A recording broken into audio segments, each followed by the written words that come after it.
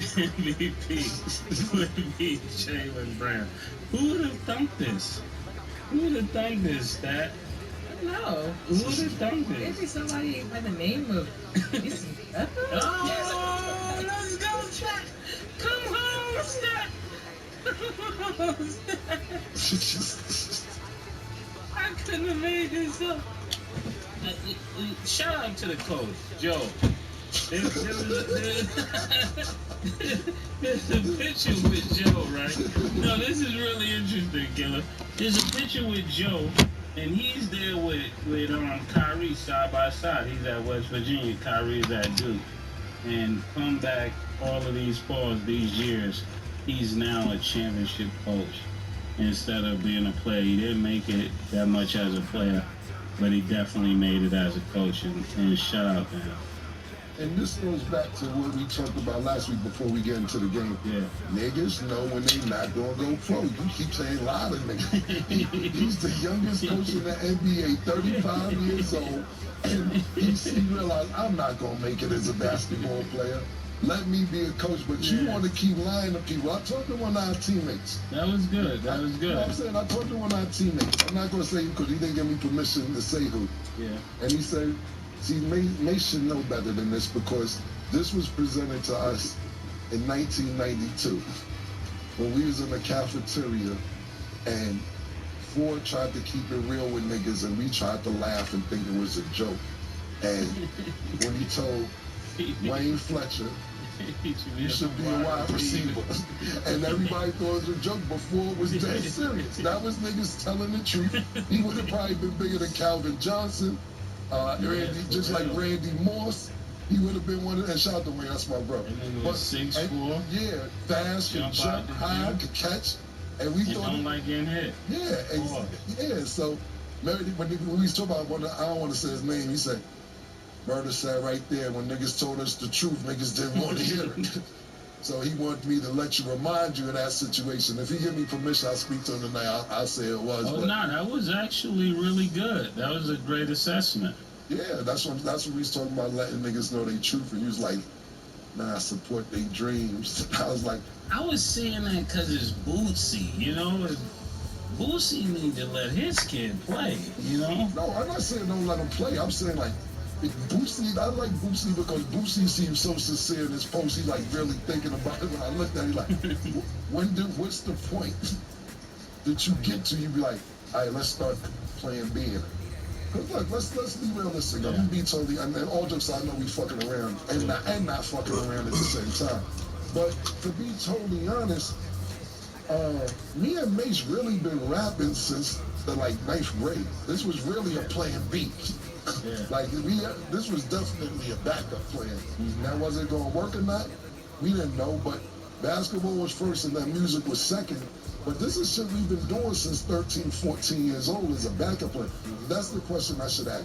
When do you get a backup plan in the play in case your first plan doesn't work out? When do you start saying, let's get a plan B, C, and D? Pause. Yeah, because people say don't have a plan B, but realistically, that was a plan B. Right. Because you're right. He was doing that since 13. Yeah, absolutely. When did you get a plan B? I'm not really a fan of plan B, but in this generation, they need plan B. You had a plan B, you just didn't know it was a plan B. Yeah.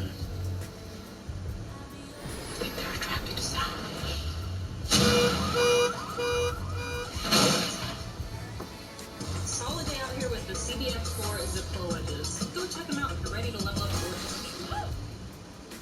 If you've been injured at no fault of your own, we'll put our hard work, heart, and hustle to work for you.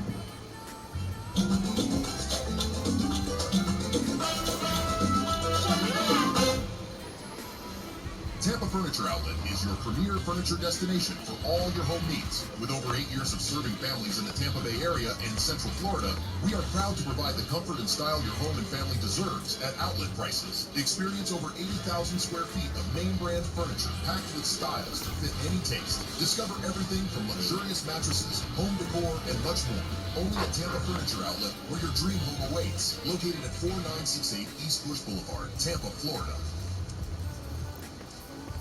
I think your hobby is your plan B. There you go. Well, Stat, did you have a plan B or plan A, B, and C, or what you want to do? Well, gonna run track. No, I was not. I didn't even do track. I did field because I didn't want to run in the heat. So I wanted to do engineering. So I thought I was going to be an engineer. I was always good at math and sciences and stuff like that. But I was like, that's not my passion. I don't want to be able to. But shout out to engineers. Engineers do. You create things. Everything that you use or make or see has been created by an engineer. So they have like computer, mechanical, they have mechanical, and then construction engineers, like making buildings, stuff like that. So like a lot of different things. I was gonna do computer engineering, but like that would have been boring. I don't really know. To be completely honest, I don't really know real specific type of engineering that I wasn't interested in, but I want to do computer engineering. Yeah, back to the game. Yeah, I just thought I'd mention that. Back to the game. The Boston Celtics, you can look at this and see that they really wanted this. They probably was tired of talking, especially from people like me and Mason. I'm not saying they're paying attention to what we're saying, but it's around all sports people. Like analysts said, they're right there. They don't get it done. Beginning of the season, we're sitting there saying Jason Tatum is telling people we got time to do it. We're saying that's not the mentality we need to have. Jaylen Brown doesn't make an all-NBA team this season. And then you think about these role players. Porzingis been from team to team to team. Derek White has been from team to team. On sports channels, Hofford been 17 years how they on the type. We don't know what kind of shit Drew Holiday had on his shoulders. Bruh, back your mouth away from the mic, bitch. And all these pieces around and the hunger they wanted. Hey, bruh. Stop sucking that mic dick, bruh. You over there got your mouth all on the mic. You sucking that mic dick, bruh. Stop sucking that mic dick.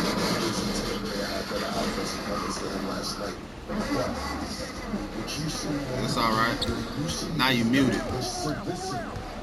Maybe a blueprint on how to deal with Luka moving forward. Now Luka's gonna get his no matter what, but picking him up full court, applying pressure, once he passes the ball, not letting him get the ball back, all that counted. Yeah, take that shit, man. Fuck these niggas. And I didn't see every play of this game, of this. Can't believe this motherfucker must. But I see my almost 3-4 picks clean from Jaylen Brown picking Luka's pocket. They should have let Kyrie Irving bring the ball up because that each time off the shot clock, it takes time to settle into your offense. And with Jaylen Brown being a defensive prowess on Luka, it was a foregone conclusion. He wanted it. Luka was a defensive liability the whole shit out of here. Get that bullshit the fuck out of here. Luka's defense was that terrible until I see the highlight reel of his defense throughout the whole series. Luka, you need to go work on your defense. You are a defensive liability. Absolutely. And you got the center to do it after the Olympics. But you really got to short someone because the Olympics are coming out. But listen, this should have happened. I'm a homer, so I was rooting for sure who coaches the marriage. But the absolute honest truth is the Boston Celtics should have won this series because they've been the best team in basketball since day one of this season. It isn't like they just got good late. It wasn't like they were good early. It wasn't like they've been the best team in basketball since day one. It looked really, really dominant this series. I think, to be honest, it would have been a better matchup against Minnesota or Denver. You know, sometimes in boxing they say styles of good fights, and this was not a good fight, so to speak, for the Boston. Probably for the Dallas Mavericks. Salute to them, and you know it wasn't no easy task getting to the championship, but Boston made it look fairly easy beating them guys. And this was the difference between Jaylen Brown and Anthony Edwards. If you think about it, defense. Yeah, defense mattered, man. It wasn't that Jaylen Brown just was outstanding on Luka, but it was a collective team defensive effort. Not just on defense, offense too. They had people who could step up. You got to think about it. Let's think about this. When you got Jaylen Brown, Jason Tatum, Al Horford, Derek White, and Drew Holiday on the floor, and with that specific lineup, everybody can create their own shot. You know, not saying that Al Horford is one of them go crazy, but it was a time he was in the corner, he was trapped. Gaffer was on him, and he put the ball on the floor and took it to the bottom. And when you look at that, you say, damn, everybody on the floor can create their own shot, which is dangerous because if they penetrate, you collapse, you can pass it, you kick out. Then you got shooters as well. All around great team. Congratulations, Boston Celtics now have the most championships with a friend. Talking about a franchise in the NBA, and salute to them. I thought they did a great job from the beginning of the season to that. Did you see Bob Cousy, I think that was, that said that Kyrie is not a superstar? Yeah, I seen that. I seen people in the comments saying, I didn't even know Bob Cousy was still alive. No disrespect. Then I seen niggas say Bob Cousy, if Kyrie plays you, he had 350 points against you. Look, a lot of Kyrie, I don't want to use the word hate or slander. A lot of Kyrie slander in the series. And look, he had a bad series. He doesn't play well in the Boston Garden. I think he's 0-14, 0-15 or something like that in the Boston Garden. But it wasn't just the Boston Garden. These guys, you have to realize what I was telling niggas who talking about the slander. Kyrie. It was just last series, compared to about superstars and all stuff. It was just last series when niggas was like, yo, this is the best basketball ever. Talking about Kyrie. And I didn't agree with that because I was like, you gotta win first. But it was right, exactly. And it's just a series ago that this is the best basketball ever. Now so much slander, and that's what I talked about. People forget yesterday. Kyrie had a bad series. He doesn't play well in Boston, and he has to figure that out. But let's not act like he didn't go against James Harden, Russell Wilson, Shea Gilgeous-Alexander, Anthony Edwards, Mike Conley, and all three of those teams were formidable teams. The Clippers, OKC finished first, and Minnesota knocked off the defending champs. He had a bad series. That's just that. Don't try to throw him in the garbage, man. Kyrie is still Kyrie. That's just that. So, that was my opinion on that, because I hear a lot of Kyrie slander. And I'm like, yo, bro, just like 2 weeks ago, he's part of the best backcourt, quote unquote, ever. Which I don't yeah, LeBron was saying he missed him at the team. Right, exactly. Now this series. Right. Yeah, exactly. Bye-bye. Yeah, he'll be all right, though. He'll be all right. He just had a bad series. It's unfortunate that it happened in the championship, but he'll be good. And then I know you were saying that Luka was a liability on defense. So any particular changes you guys feel like the Mavs need to make before next season? Damn. They got to figure it out with Kyrie Kyrie and Luka, because when they play, like they said last week, they're just watching each other take turns at getting a basket. They're still not actually playing together. It's like, oh, you got 30, I'm gonna get 32, or I'm gonna get 28. But they're still not playing together. There's no cohesiveness. It's almost like two people in the same house sharing the space, but they're not really working together. It's like you on this side of the house, I'm on this side of the house. And that's kind of how they play basketball, and everybody else is just getting rebounds and doing different things in between. And they work against some people, but against great teams, that's never going to work, because we know both of you just want to get your own shot. We know you're not really, like, they would be even more dangerous if they was playing together. It's almost like how all-star teams play together when you got a bunch of nice people playing together. And it's like, I could get this, but I'm going to let you get this shot. Then he going to let you get the three. Then you trying to give him the alley-oop course. And that's how it's supposed to look, because they're that supremely gifted on offense. But like Killer said, the defense was atrocious. It looks crazy when you can't guard anybody in the court. Like that's just sad.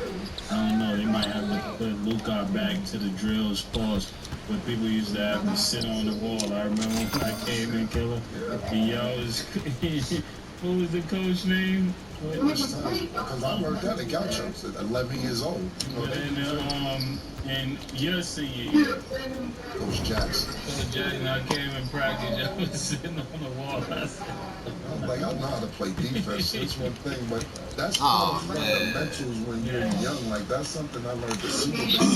You know, they teach you how to slide your feet, how to square up.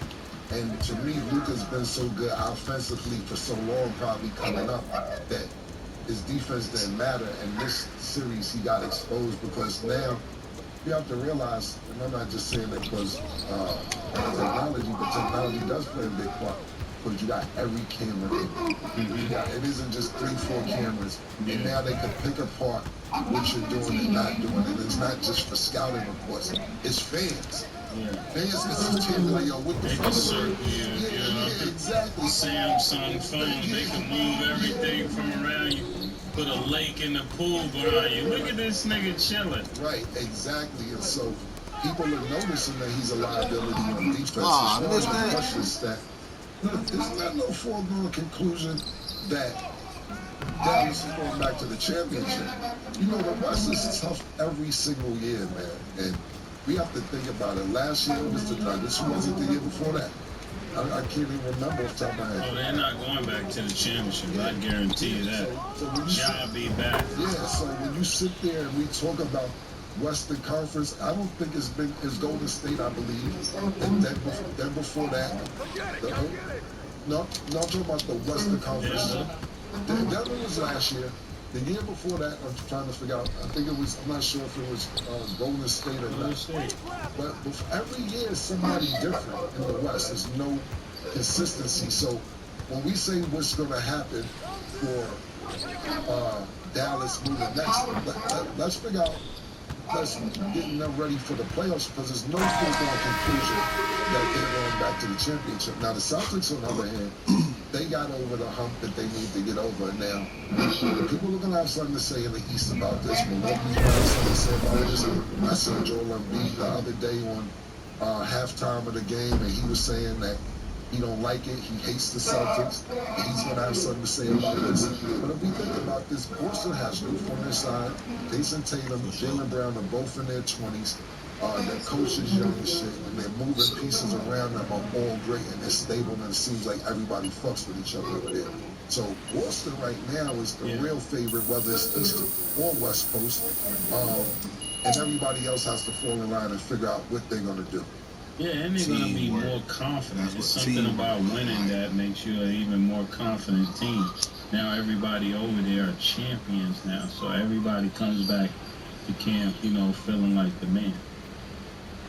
Okay, and then overall, like 1 through 10, what would you guys rate this series? And we're talking about, like, was it exciting to watch, competitiveness? How did you guys feel about it? I mean, it was completely not. I mean,